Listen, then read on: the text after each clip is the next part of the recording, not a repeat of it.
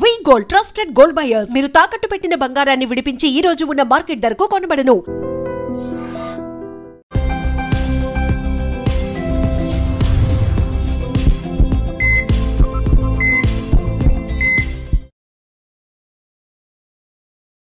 నమస్తే, welcome back to iDream media. మన ఆయుర్వేదం ప్రోగ్రామ్కి అందరికీ స్వాగతం. నేను మీ ఝాన్సీ. సో ఈ రోజు టాపిక్ వచ్చేసి పక్షవాతం. పక్షవాతం వచ్చినప్పుడు ఈవెన్ వాళ్ళ పనులు వాళ్ళు చేసుకోలేకపోవడం, పూర్తిగా ఎదుటి వాళ్ళ మీద డిపెండ్ అవ్వడం, ఇది కుటుంబంలో నిజంగా చెప్పాలంటే చాలా దుర్భరమైన పరిస్థితి అని చెప్పుకోవచ్చు.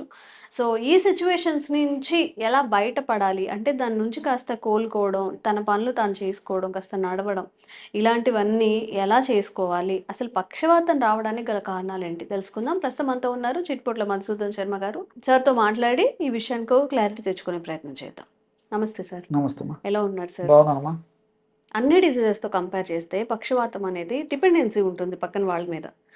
ఏ పని చేసుకోలేకపోవడం, ఈవెన్ కొంతమంది అయితే తినడానికి కూడా అవ్వకుండా తినిపించాల్సి వస్తూ ఉంటుంది.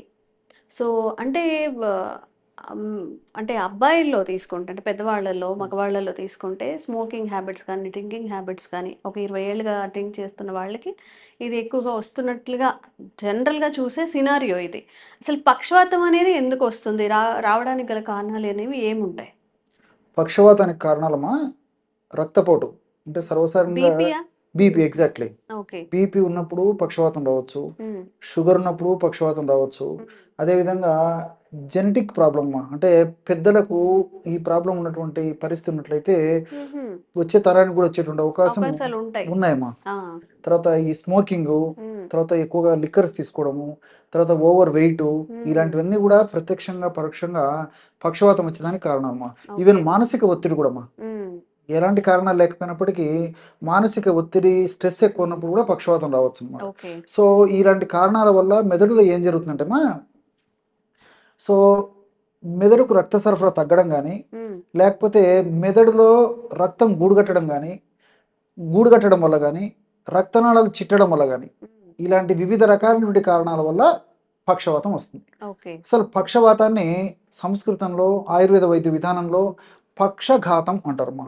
పక్షాఘాతం, పక్ష ఆఘాతం అని చెప్పేసి అర్థం. పక్షం అంటే సగభాగం, ఆఘాతం అంటే దెబ్బతినడం, చైతన్యహీనము, చైతన్య రాహిత్యం పొందడం అంటే పని చేయకుండా పోవడం, సచ్చుబడిపోవడం అని చెప్పేసి చెప్పుకోవచ్చు. పక్ష ఆఘాతము. పక్షం అంటే 15 రోజుల నుండి మనం చెప్పుకుంటుంటాం కదమ్మా. ఈ విధంగా కూడా పక్షం అంటే ఇక్కడ సగం అని చెప్పేసి, నెలలో 15 రోజులకు మనం పక్షం అని ఎలాగంటాము, మన బాడీలో హాఫ్ పార్ట్ని, హాఫ్ భాగాన్ని పక్షం అని చెప్పేసి అంటారు అనమాట.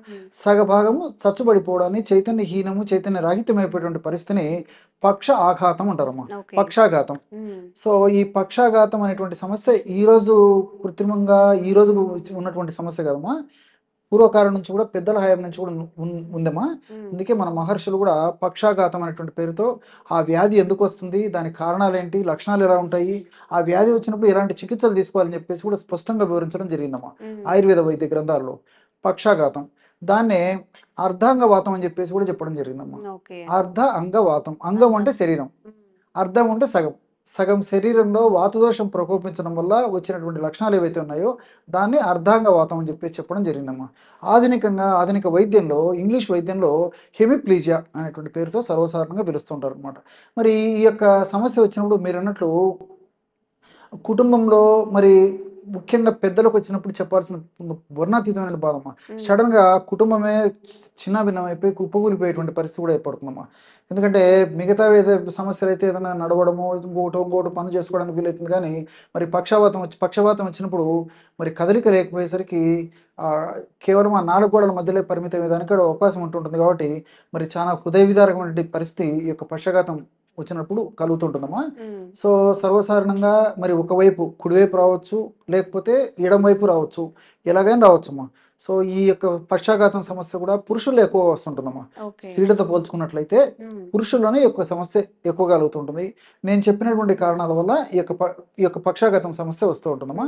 మరి దీనికి మనం చికిత్స గురించి ఆలోచించినట్లయితే ఎంతోమంది వాడి చక్కటి అనుభవాన్ని వాళ్ళ యొక్క అనుభవాన్ని మేము గ్రహించిన తర్వాత మరి మా కుటుంబంలో కూడా దాదాపు 7 తరాల నుంచి మా పెద్దలు కూడా ఈ యొక్క వైద్య రంగంలో ఉన్నారు. కాబట్టి వాళ్ళ అనుభవాన్ని కూడా దృష్టిలో ఉంచుకొని వాళ్ళు చెప్పినటువంటి విధి విధానాలు, వాళ్ళు రాసినటువంటి పద్ధతులు, అదేవిధంగా మేము ప్రత్యక్షంగా పేషెంట్కి ఇచ్చిన తర్వాత వాళ్ళ నుంచి ఫీడ్బ్యాక్ తీసుకొని ఏ ఫార్ములా అయితే పేషెంట్కి చెప్పి చక్కటి ఫీడ్బ్యాక్ వచ్చిందో ఆ ఫార్ములానే మరి మీరు అడిగారు కాబట్టి ప్రేక్షకులు కూడా చెప్తాను ఇప్పుడు.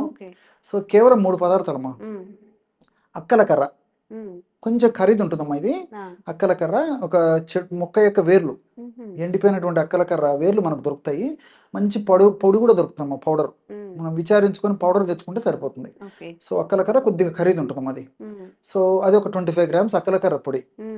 అక్కల కర్ర గుణం కూడా ఏంటంటే ఈవెన్ ఒక పెసరగింజ ప్రమాణం నాలుక మీద వేసుకున్నప్పటికీ చిమ్మ చిమ్మ చిమ్మ చిమ్మ నాలుక అంతా తిమ్మిరెక్కిపోతుందమ్మా. అంత అత్యంత శక్తివంతమైనటువంటి ఔషధ గుణాలు, రసాయన పదార్థాలు ప్రకృతి మాత నిక్షిప్తీకరించి మానవాడి సంక్షేమం కోసం దాన్ని ప్రసాదించడం జరిగిందమ్మా. చాలా పవర్ అయినటువంటి ఔషధం అమ్మా అక్కల కర్ర. ఆ యొక్క పౌడర్ ఒక 25 గ్రామ్స్ తీసుకోవాలి. అట్లే వాము, దీన్ని అజవాయిన్, ఓము అనే పేర్లతో పిలుస్తుంటారమ్మా. దాన్ని కాస్త వేయించేసేసి పౌడర్ లాగా తయారు చేసుకుని 25 గ్రామ్స్ తీసుకోవాలి. అట్లే మిరియాలను వేయించేసేసి ఒక చూర్ణం చేసుకుని ఒక 10 గ్రాములు తీసుకోవాలి. మళ్ళీ చెప్తాను చూడమ్మా, అక్కలకర్ర చూర్ణం 25 గ్రాములు, రెండవ అక్కలకర్ర చూర్ణము 25 గ్రాములు, వాము చూర్ణం 25 గ్రాములు, మిరియాల పొడి 10 గ్రాములు, మొత్తం కలపడం వల్ల 60 గ్రాముల పొడి తయారైందమ్మా. సో 60 గ్రాముల పొడి 1 మంత్కి వస్తుంది. మీకు క్యాలిక్యులేషన్ కూడా చెప్తాను చూడండి. ఉదయం పూట మోహం గడిగినటువంటి తక్షణమే పరిగడుపునే ఎటువంటి ఆహారం తీసుకోకుండా ఒక్క గ్రామ్ అమ్మా, జస్ట్ 1 గ్రామ్ పౌడరు తేనెతో తీసుకోవచ్చు, లేకపోతే నీళ్ళలో కలిపి తీసుకోవచ్చు, మజ్జిగతో తీసుకోవచ్చు, పాలతో తీసుకోవచ్చు. ఎవరికి ఎలా వీలైతే అలా తీసుకోవచ్చు. మొదటి డోస్ అయిపోయింది 1 గ్రామ్. తర్వాత ఈవినింగ్ బిట్వీన్ 5 to 8 o'clock మధ్యలో మరొక డోసు 1 గ్రామ్ తీసుకోవాలమ్మా. సో సాయంత్రం పూట కూడా ఇలాగ తీసుకోవాలి. సో ఉదయం 1 గ్రాము, సాయంత్రం 1 గ్రాము, రోజు 2 గ్రాములు అయితే నెలకి 60 గ్రాములు అయిపోతుందమ్మా. సో 60 గ్రాముల మెడిసిన్ అయిపోయిన తర్వాత మరలా ఫ్రెష్గా తయారు చేసుకొని వాడుకుంటారు. దీర్ఘకాలం పాటు వాడినప్పటికీ అన్ని మనకు సైడ్ బెనిఫిట్స్ ఉంటాయి కానీ ఎలాంటి సైడ్ ఎఫెక్ట్స్ ఉండవు.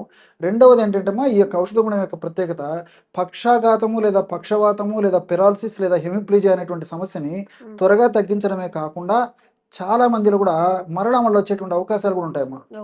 పక్షవాతం మళ్ళీ వస్తుంటుంది అనమాట. సో ఆ పరిస్థితి రాకుండా కూడా ఈ యొక్క ఔషధ గుణాలు దీర్ఘకాలం పాటు శరీరంలో దీని యొక్క ప్రభావం ఉంటూ సదా కాపాడుతూ సదా రక్షిస్తూ ఉంటాయమ్మా.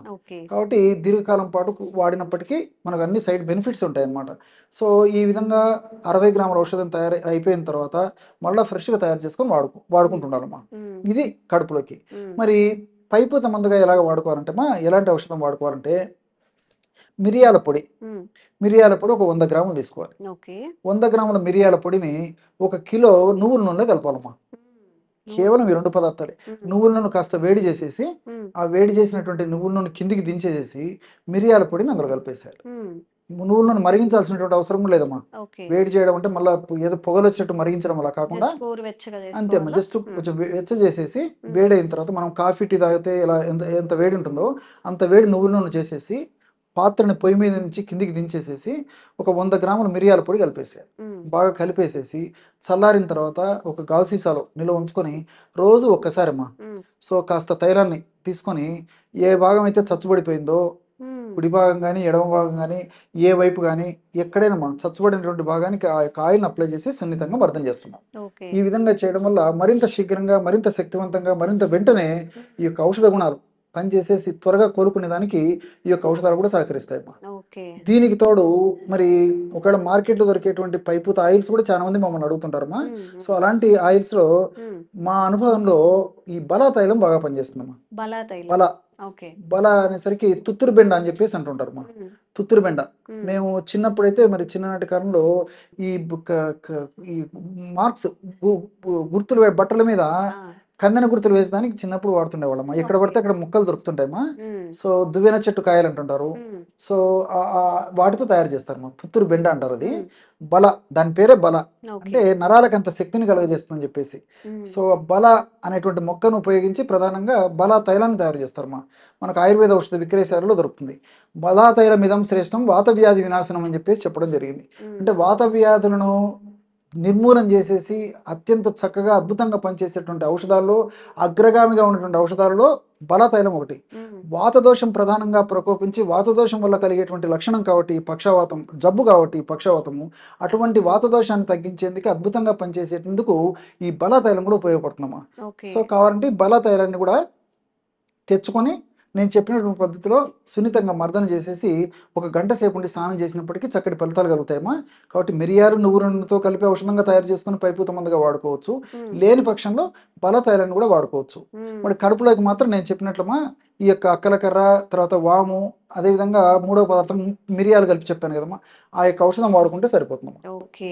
సో ఎవరైనా కానీ పక్షవాతం వస్తుందేమో, సార్ చెప్పారు స్టార్టింగ్లో జెనెటికల్గా కూడా వచ్చే అవకాశం ఉంటుంది అని చెప్పి, కాస్త శరీరానికి ఎక్సర్సైజ్ ఉండాలి. సార్ చెప్పినవన్నీ కూడా గుర్తుపెట్టుకొని, ఒకవేళ ఎవరైనా పక్షవాతం ఇప్పటికి మీకు పక్షవాతం వచ్చి ఉన్నట్లయితే ఈ నువ్వుల నూనెతో చెప్పిన ఈ మెడిసిన్ని ట్రై చేయండి.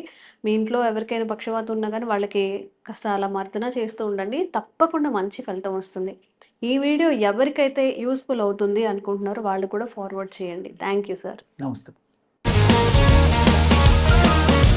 Sir, one life lesson what medicine has taught you. Whatever you can do without expecting.